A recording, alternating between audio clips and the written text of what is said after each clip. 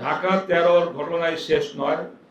নেত্রকোনা 1, সিলেট 3, চট্টগ্রাম 5, ফরিদপুর 2, শরীয়তপুর 1, সিরাজগঞ্জ 3, মৌলভীবাজার 4 ও গাজীপুর 3 আসন সহ বিভিন্ন স্থানে আমাদের এজেন্টদের বের করে দেওয়া, জাল ভোট প্রদান ও ভোটারদের ভয়ভীতি প্রদর্শন অভিযোগ এসেছে।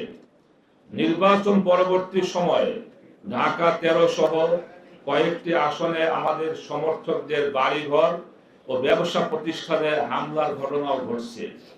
ইতিমধ্যে সারা দেশে অনেকে আহত হয়েছেন, কেউ কেউ এখন চিকিৎসাধীন।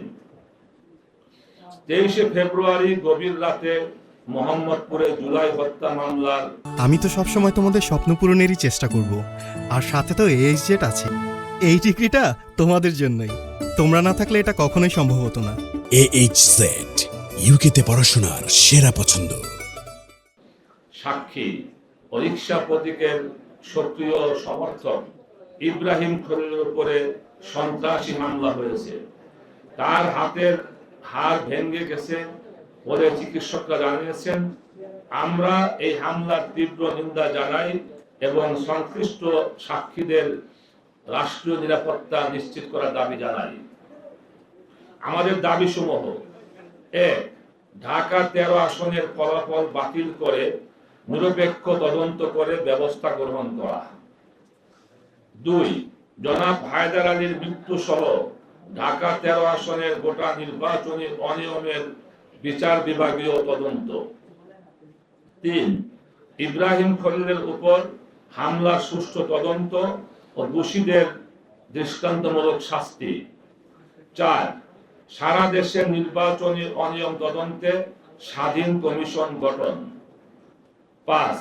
রাজনৈতিক হয়রানি ও মিথ্যা মামলা বন্ধ করা। 6. সারা দেশে আমাদের নেতাকর্মী ও সমর্থকদের উপর হামলা, মামলা ও হয়রানি বন্ধ করা। সরকারকে অবিলম্বে আমাদের এই ন্যায্য দাবিগুলোর ব্যাপারে ব্যবস্থা গ্রহণের আহ্বান করছি। সবশেষে আমরা স্পষ্ট কথা জানাতে চাই, ঢাকা 13 কেবল একটি আসন নয়, এটি জনগণের ভোটাধিকার, ন্যায় বিচার ও গণবিশ্বাসের প্রশ্ন। জনগণের রায় বিকৃত করে ক্ষমতার দম্ভ প্রদর্শন করলে তা দীর্ঘস্থায়ী হবে না।